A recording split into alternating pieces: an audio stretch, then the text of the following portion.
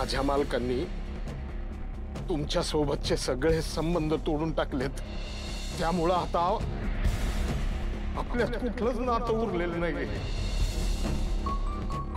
तुला आता मी किंवा पारू आमच्या दोघींपैकी कोणाची तरी एकीची निवड करावी लागेल। हिच्या येण्याने जर तुमचं कुटुंब पूर्ण होणार असेल तर मग माझी काहीच गरज नाही, मीच निघून जाते ना घरातनं। तू फक्त पारूचा स्वीकार कर एवढंच म्हणतोय ना। या मुलीचं नाव परत या घरात घेतलं जाणार नाही।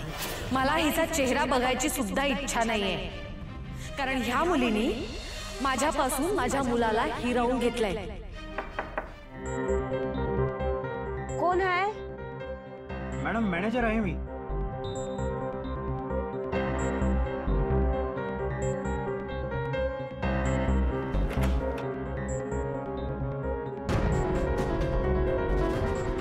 मॅडम तुमच्या कंपनीने हॉटेलमधल्या सगळ्या रूम्सची बुकिंग कॅन्सल केलेली आहे,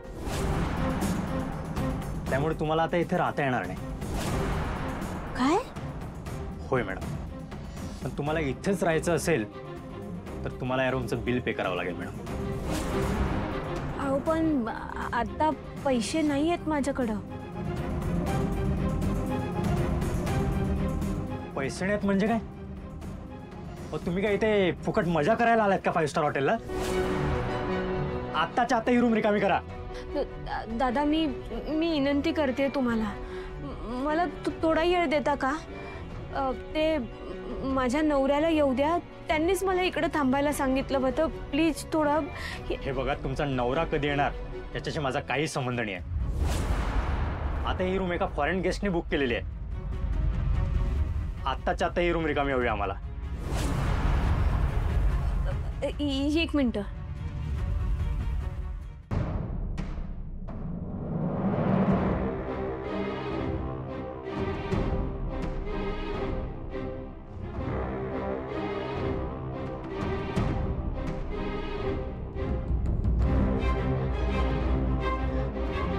फोन का लागत नाहीये? मॅडम तुम्हाला कळत नाही आहे का? प्लीज खाली करा रूम, गेस्ट वाट पाहत आहे। या प्लीज बाहेर यावर। मॅडम प्लीज बाहेर।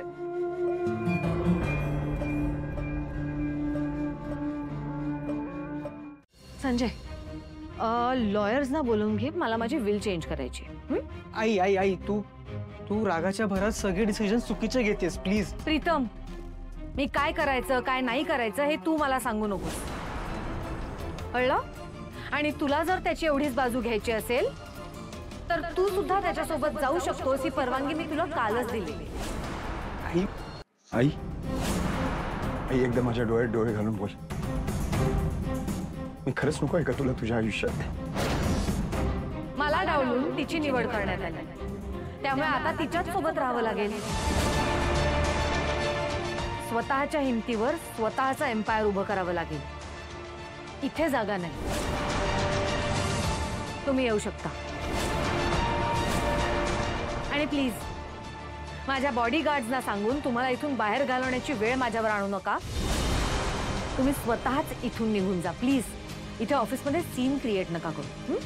ठीक आहे आई, तुम्हाला घरातून बाहेर काढलंस याचं मला वाईट वाटत नाही। बाबांच्या पण पडत्या काळात तू साथ दिली होतीसच त्यांना। आम्ही दोघं एकमेकांच्या साथीने उभं राहूच, काही करेन पण तिला खूप सुखात ठेवेल। पण आई, उद्या 4 लोक विचारतील की अहिल्यादेवी किर्लोस्करांनी त्यांच्या मुलाला घराबाहेर काढलं, तेव्हा तू काय बोलशील? मी सांगेन मला एकच मुलगा होता।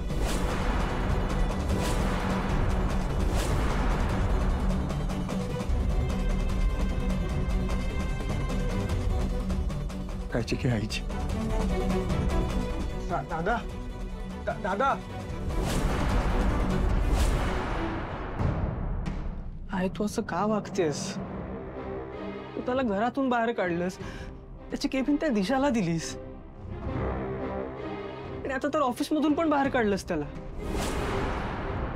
प्लीज असं नको वागूस प्लीज। बघ एवढा मोठा गुन्हा नाही केलाय त्याने ग, आणि तुला पारू नको आहे ना, पण एकदा तिला चान्स तर देऊन बघ.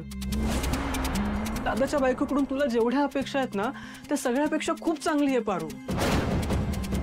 ते दोघं परफेक्ट आहेत ग एकमेकांसाठी. प्रीतम, याबद्दल तू न बोललेलंच बरं. का नको बोलू मी आई? मी बोलणार, मी खरं बोलतोय आई. एक मिनिट. तुला जर त्याचा एवढा पुळका येत असेल तर मग तू का जात नाहीयेस त्याच्यासोबत?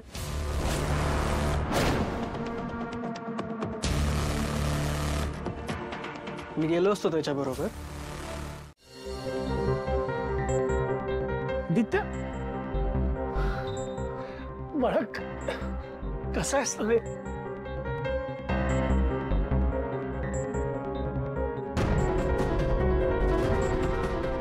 आणि माझी सुनबाई कुठे आहे? पारू कुठे आहे?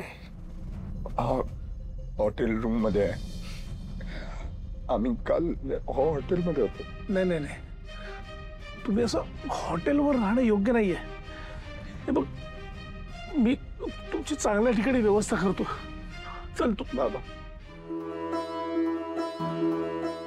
मी तुमची काळजी समजू शकतो आणि तुम्ही केलं ना आजपर्यंत आमच्यासाठी खूप काय काय केलं. हे सगळं तुम्हीच तर केले. इथून पुढेही कराल मला खात्री आहे. पण सध्या ही वेळ अशी आहे ना, माझं मलाच हँडल करावं लागणार आहे.